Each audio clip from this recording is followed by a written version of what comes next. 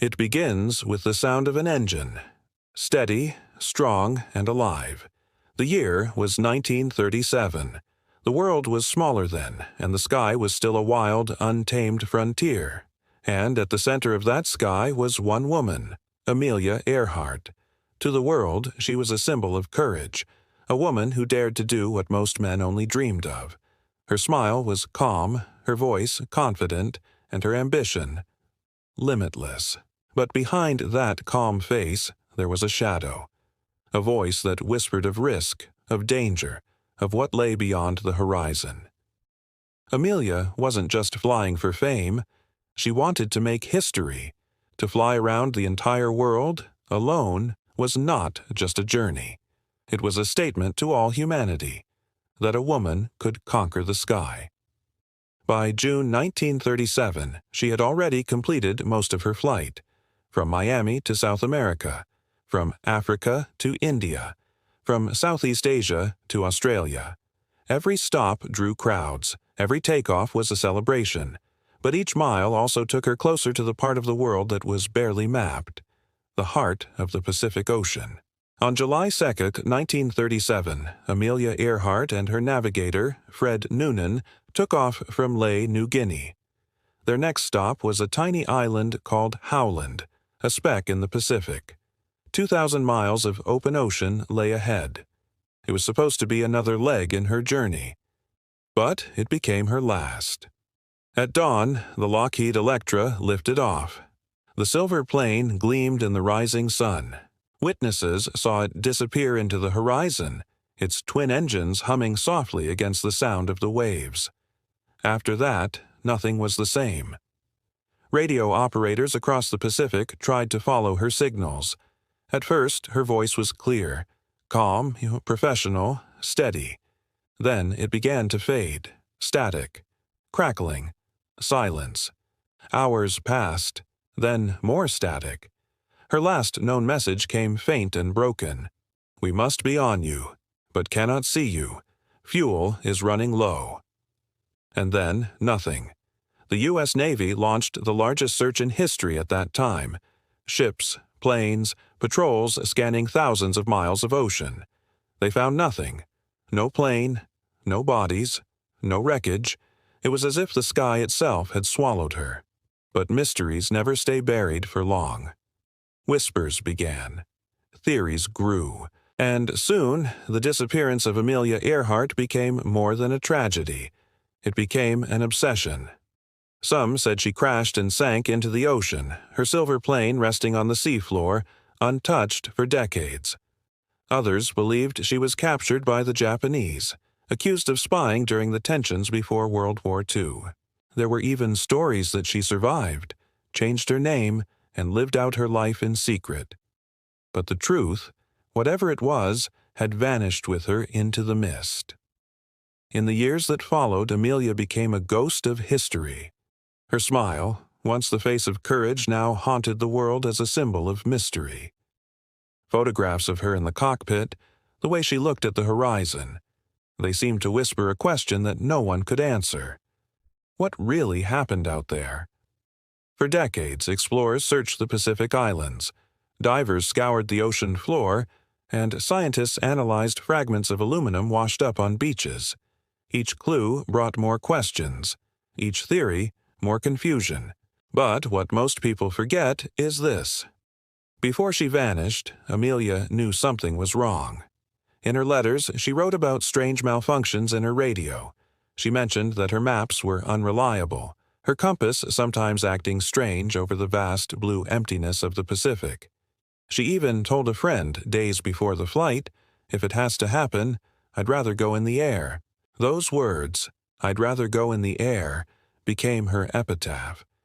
What no one realized then was that the Pacific was not only dangerous, it was deceptive. A place where clouds rolled in like walls, where distances blurred, and where navigation could fail in seconds. Even a small miscalculation could push a plane hundreds of miles off course into a void no one could ever find. And so, on that quiet July morning, Amelia Earhart's name left the radio waves forever. But here's where the story turns darker. because years later, strange reports began to surface. Soldiers stationed on remote Pacific islands claimed to have seen a plane, half buried, metal glinting under vines. Villagers told stories of two foreigners, a man and a woman, who had landed near their island, weak but alive. Some even said they were taken prisoner. Could Amelia have survived? If so, where did she go? And why would anyone want to keep that truth hidden? As time went on, the mystery became more than a search for answers. It became a mirror of human obsession. Every theory reflected what people wanted to believe: heroism, survival, conspiracy, or fate. But the truth still lay somewhere, beneath the waves, or perhaps in old government files locked away and forgotten. Her story doesn't end with her disappearance, because to this day, new clues keep surfacing. Bones found on a remote atoll, fragments of metal matching her aircraft, radio signals faintly recorded that could have been her last cries for help. Each discovery revives the same haunting question: did she die quickly? Or did she live long enough to realize no one was coming? The Pacific has many secrets, but none as haunting as the sound of that last message, a woman's voice fading into static, calling out across an endless ocean. "We must be on you, but cannot see you." Then silence. And in that silence, a legend was born. Amelia Earhart, the Sky Queen who vanished into the horizon, became more than a mystery. She became an echo, a reminder that even in the brightest moments of courage, the unknown is always waiting just beyond the clouds. The morning after Amelia Earhart's last transmission, the Pacific sky was silent. No engine hum, no radio signal, no sign of life. By noon, the world knew something was terribly wrong. President Roosevelt authorized what became the largest sea and air search in American history. For 2 weeks, ships, submarines, and aircraft scoured over 250,000 square miles of open ocean. The USS Lexington, one of the Navy's most advanced carriers, joined the hunt. Every island, every reef, every patch of blue water was examined, but they found nothing. The sea gave no answers. Reporters filled newspapers with speculation. "The Sky Queen lost," one headline read. Others called it the Great Vanishing.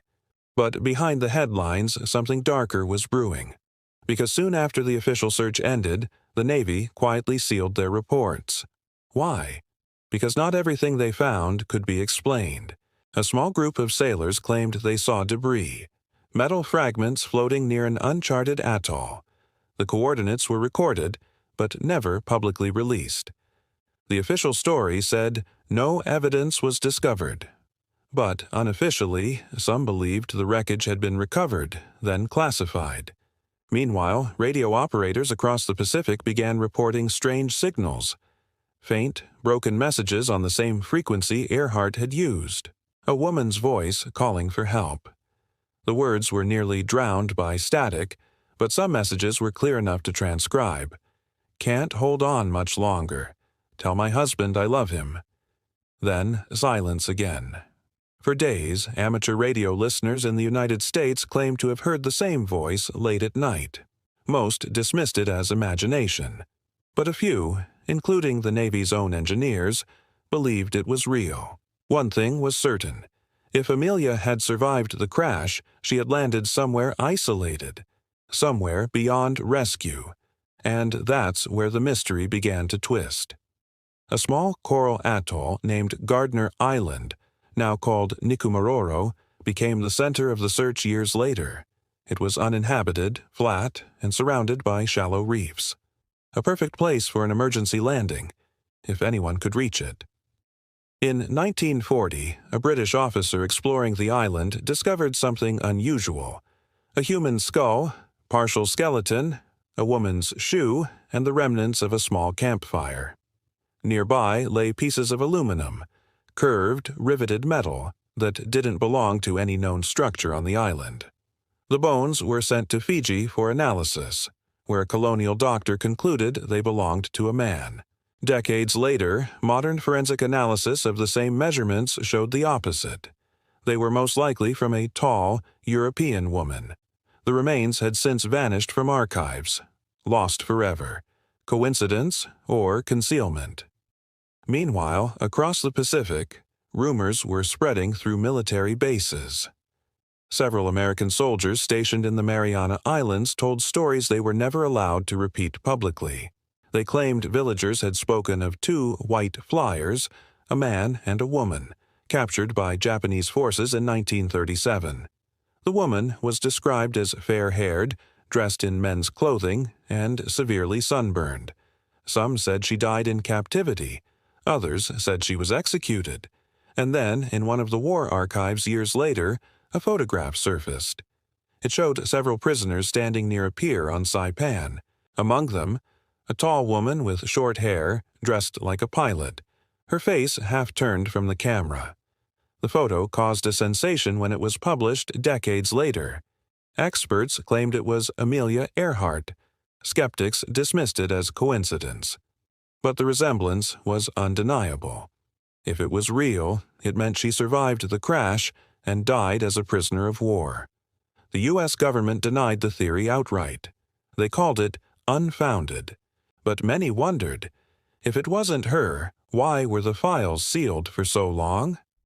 The mystery deepened again when divers exploring near Nikumaroro in the early 2000s found a piece of aircraft aluminum. After testing, it matched the unique pattern and composition of the aluminum panels used on Earhart's Lockheed Electra. It had been modified, possibly as a field repair, exactly what Amelia was known to have done during her flight. Still, the ocean kept its silence, and with every passing year, the line between evidence and legend blurred. For historians, the most haunting part wasn't what was found. It was what was missing. The detailed maps of her planned route, the final transmissions logged by the Itasca, the ship waiting to guide her to Howland Island, and the flight logs from her navigator, Fred Noonan, all mysteriously incomplete. It was as though the world had conspired to erase her final hours. But those who studied the case closely noticed something strange. The radio transmissions that were recorded don't match a simple crash scenario. They suggest Amelia was still transmitting for hours after her last sighting, far longer than her plane could have floated if it had sunk. This meant she had to be on land, somewhere flat enough to land, somewhere that could support the Electra's weight, like a coral reef at low tide. And that brings the story back to the island, Nikumaroro. In one photograph taken by a British survey team in 1938, a small dark shape can be seen on the reef S edge, about the same size as a Lockheed Electra wing. It was dismissed for decades as a rock formation, but modern image enhancement shows straight lines, metallic reflections, the kind made only by human-built structures. If that's true, then her plane was there, lying on the reef, slowly taken by the tide until it sank below the waves. But if that's what happened, why didn't the 1937 search teams find it? Why were later photos and evidence ignored? And why were the bones lost? Because perhaps it wasn't about what they found. It was about what they didn't want the world to know. By the 1940s, the Pacific was a battlefield. Strategic secrets were everything. Admitting that a famous American pilot had been lost, or captured, near Japanese territory would have caused chaos. So maybe silence was safer. But silence never lasts. To this day, expedition teams still travel to Nikumaroro. They dig, they scan, they dive, and every time they come back with something. A shoe sole, a button, a piece of metal. Each clue is another whisper from the past. Each whisper keeps the legend alive. Amelia Earhart has become more than a missing pilot. She is a symbol of humanity, as hunger to explore, and our fear of the unknown. Her name lingers like a ghost across the ocean. Her face stares back from old photographs, confident, determined, unknowingly stepping into eternity.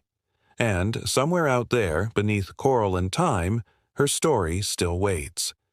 A silver plane asleep under the Pacific sky. a woman who dared to touch the horizon, and a question that refuses to die. The sky above the Pacific can be deceiving. It looks endless, soft, eternal, but for Amelia Earhart, it became a mirror that swallowed her whole. One moment she was speaking calmly into the radio, her voice sharp and professional. The next, silence. Nothing. The last trace of her life fading into static. And that silence, it never stopped echoing. After official searches ended, the U.S. government closed the case quickly. Lost at sea, the record said. But the world wasn't ready to accept that.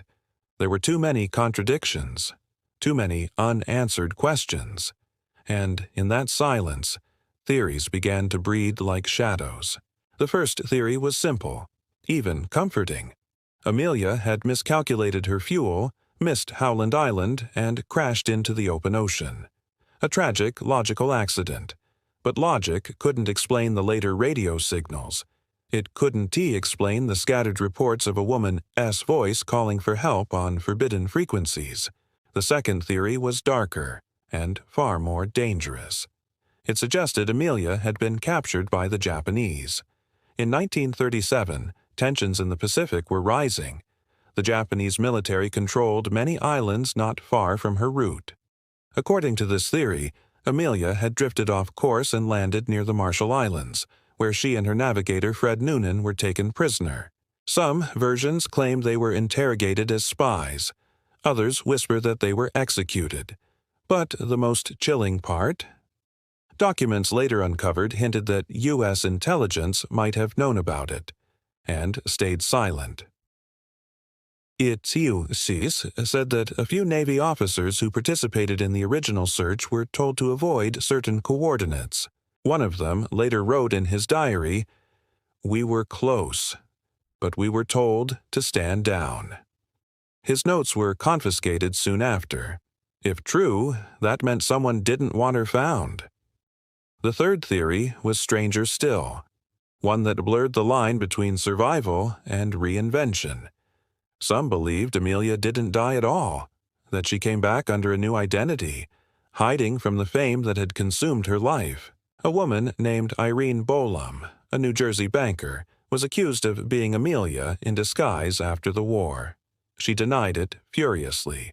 Her friends called it nonsense. But when her photos were compared to Amelia's, the resemblance was startling.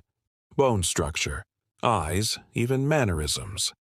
Was it coincidence or a carefully crafted new life? The story deepened when investigators found that Irene had worked briefly in areas linked to intelligence operations.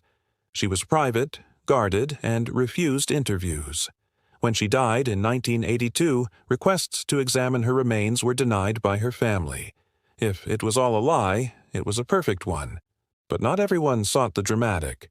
Some researchers turned their focus back to the science, the last known coordinates, the flight path, and the physics of her disappearance. The ocean floor near Howland Island was scanned repeatedly in the 21st century. Teams used sonar, deep-sea drones, and advanced imaging. They found nothing. Then, in 2018, a sonar image showed what looked like a large metallic shape, roughly the size of a Lockheed Electra, lying deep under the reef near Nikumaroro. The world buzzed with excitement. Could this finally be her? But when explorers returned months later, the object was gone. Was it ever there? Or had the ocean claimed one more truth? Each theory fed the next. Each discovery made the mystery deeper. And yet, one truth stood untouched. Amelia was not just a name. She was a symbol. Her story reflected the best and worst in human nature. Our thirst to explore, our fear of loss, our obsession with heroes, and our inability to accept endings without answers. In the 1930s, Amelia wasn't just a pilot. She was a legend, the first woman to fly solo across the Atlantic, a global celebrity, a symbol of courage and independence in a world where women were still told to stay silent. When she disappeared, it wasn't just a plane that vanished. It was hope. It was the idea that human will could conquer anything. That's why her loss cut so deep. For her husband, George Putnam, grief became an obsession. He financed searches on his own long after the government had stopped. He published her final letters, intimate, haunting messages written before her final flight. One of them read, "Please know I am quite aware of the hazards. I want to do it because I want to do it. Women must try things as men have tried. When they fail, their failure must be a challenge to others." It wasn't a goodbye letter. It was a manifesto. In time, her legacy turned into folklore. Fishermen in the Pacific told tales of a silver bird falling into the sea. Elders on remote islands whispered about a pale woman who came from the sky, spoke softly, and vanished again. And decades later, tourists visiting Nikumaroro claimed to hear strange sounds at night, a faint hum, like an engine that refuses to die. Maybe it's just the wind. Maybe it's memory. For the people who have spent their lives studying her case, the mystery isn't just about where she went. It's about what she represents, the fine line between bravery and recklessness, between discovery and disappearance, between truth and legend.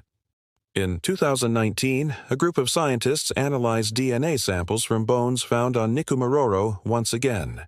They were never matched to Amelia directly.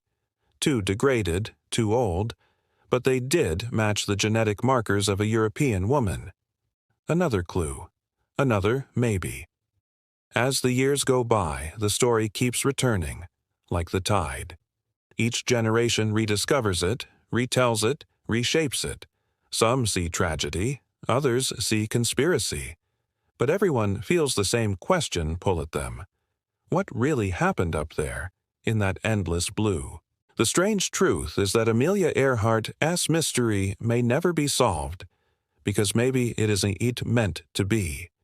Maybe she was always destined to belong to the unknown, to live not in the archives of history, but in the space between fact and faith. Her last words on radio before silence took her still echo, "We are on the line. We are running north and south." That line, invisible, eternal, stretches across the Pacific even now. Somewhere along it lies her final moment, the vanishing point between sky and sea, between what we know and what we can never prove. The mystery of Amelia Earhart is not about loss. It's about the human instinct to chase what lies just beyond sight, even when it costs everything.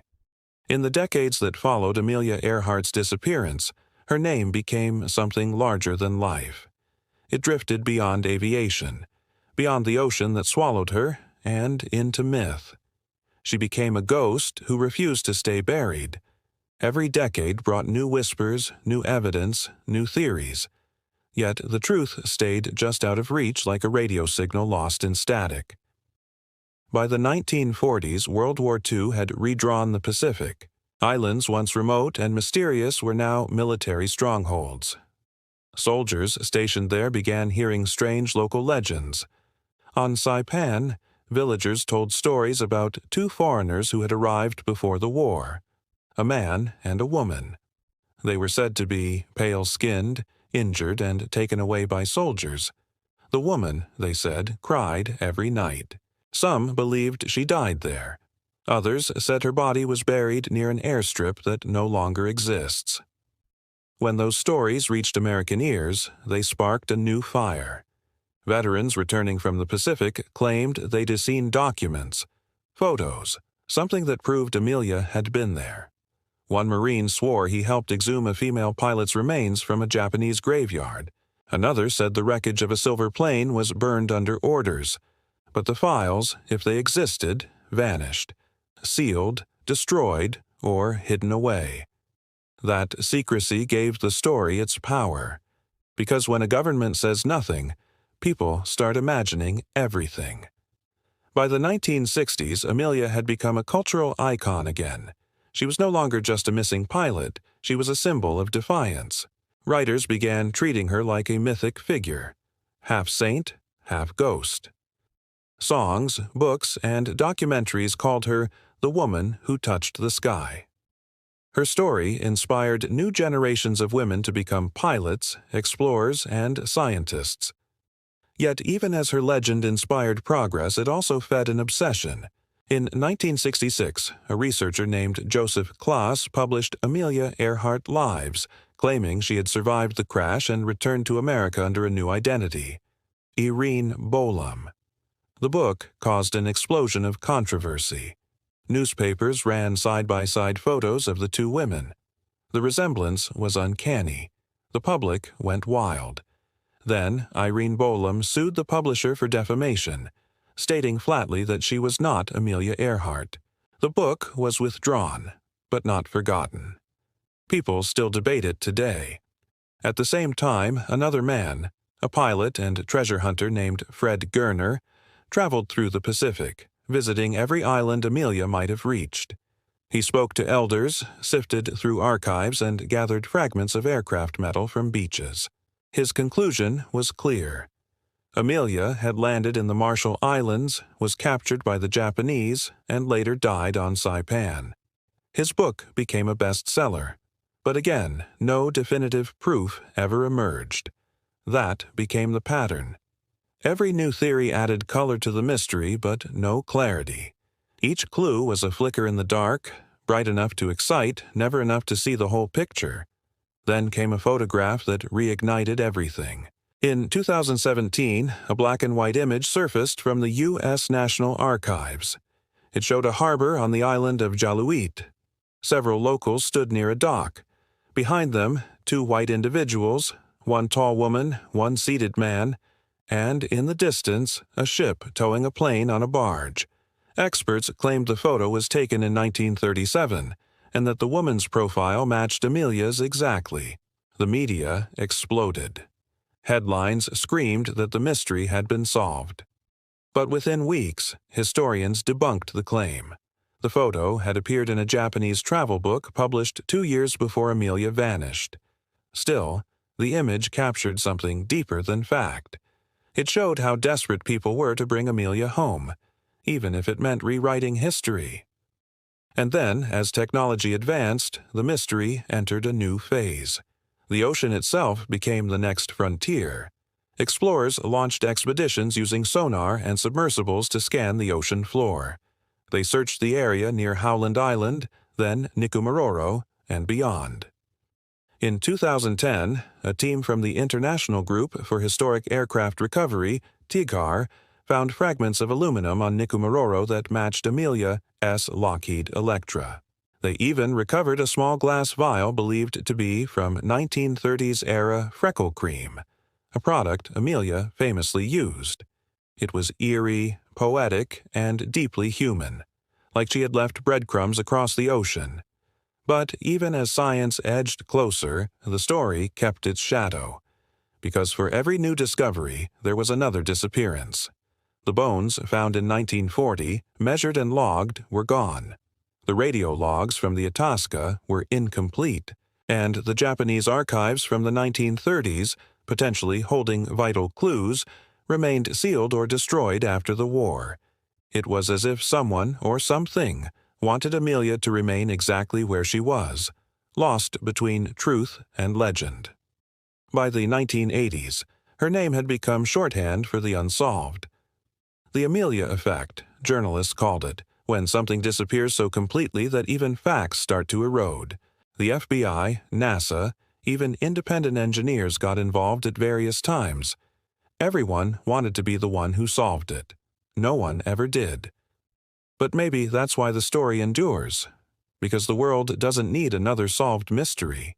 It needs an unsolved one, something to remind us that even in the age of satellites and GPS, some questions remain bigger than us. What makes Amelia's story unique isn't how she died. It's how she lived. Her courage terrified the world as much as it inspired it. She challenged ideas about gender, fame, and freedom. She didn't just fly into the sky. She flew into a new idea of what a woman could be. That's why her disappearance still matters. It's not just a puzzle, it's a mirror. When people look for Amelia, they're also searching for meaning, for the place where human ambition meets its limit. Some say her plane still lies beneath the coral of Nikumaroro, silent and untouched. Others believe it rusts in the darkness of a trench, deeper than any diver can reach.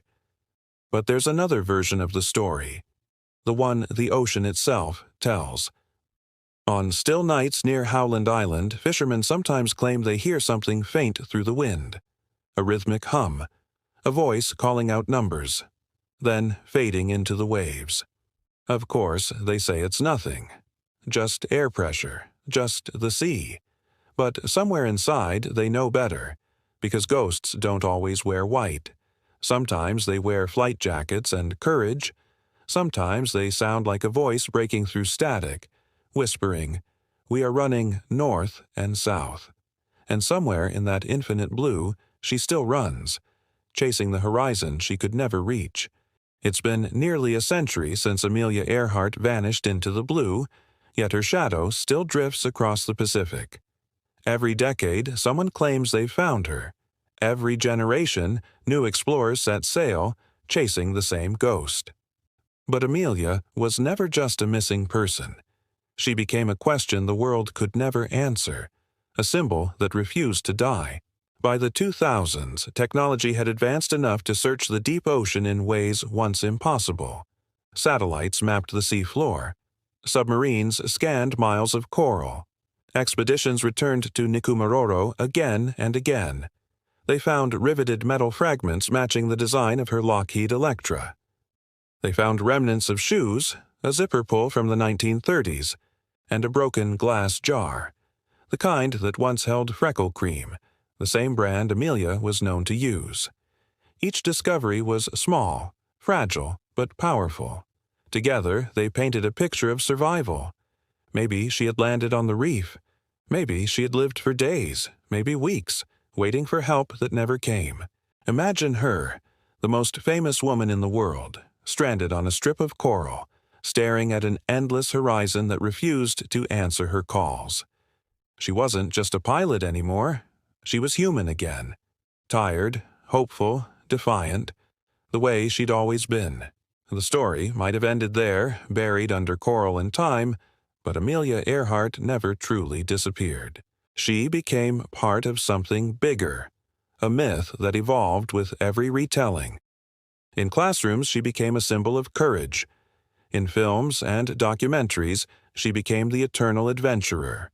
And in quiet moments, she became the face of humanity's need to keep searching, no matter the odds. Her disappearance wasn't an ending. It was a mirror. It reflected what we fear most. Not death, but the unknown. And it showed what we admire most, the bravery to face that unknown head-on.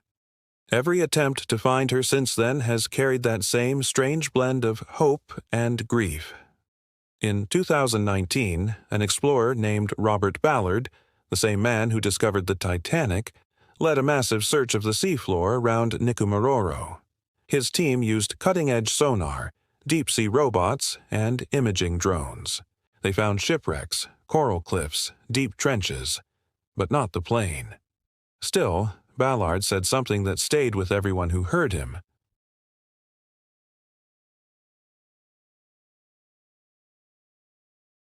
That's the truth of Amelia's story. It's not about what was lost, it's about what remains. Her courage, her defiance, her refusal to be ordinary. When she took off on that final flight in 1937, she wasn't chasing fame anymore. She was chasing completion. She wanted to prove that the world was small enough for human hands to touch, that fear could be conquered by motion, that freedom wasn't something you asked for, it was something you claimed. And maybe, in her own way, she succeeded. Because long after her voice fell silent, her story kept flying. Across oceans, across decades, across generations. In her last recorded words, she said, "We are on the line, running north and south." It was a simple transmission, but it felt like something more, a message to the future. To everyone who ever looked up at the sky and wondered where courage ends and madness begins. Even now, her face still appears in dreams and documentaries. Her name still lives in research papers, flight schools, and whispered theories. She became the first woman to cross the Atlantic alone, and the first ghost of modern aviation. Her loss gave the world something paradoxical, a mystery that comforts and unsettles in equal measure. Every explorer who has searched for her describes the same feeling, standing at the edge of the ocean, staring at the horizon, and realizing how small they are. That's the legacy Amelia left behind. Not her plane, not her fame, but the reminder that human ambition always comes with a cost. In a way, she represents every person who ever chased something bigger than themselves, something too vast, too dangerous, too infinite. She is the echo of that risk, the proof that some journeys aren't meant to end with answers. They're meant to remind us that mystery is part of life's design. There's a strange beauty in that, because if she had been found, if the wreckage had been pulled from the ocean and the reports closed, she would have become history. But because she was lost, she became legend. She became the heartbeat of every adventurer who refused to turn back. The quiet courage in every pilot's final checklist. The ghost whispering to every explorer who stares into the unknown and decides to keep going. Somewhere in the depths of the Pacific, maybe her plane still lies silent beneath coral and sand. Or maybe the sea carried it away long ago, turning metal into memory. But her spirit, that defiant, fearless spark, still lingers in the wind. If you stand by the water at night and listen closely, you might imagine it. The faint hum of an engine, the static of a distant radio, and a woman's voice, calm and steady, cutting through the darkness. We are on the line. Then silence. And in that silence, eternity. Because Amelia Earhart didn't vanish. She transcended. She became what she always wanted to be, a soul forever chasing the horizon.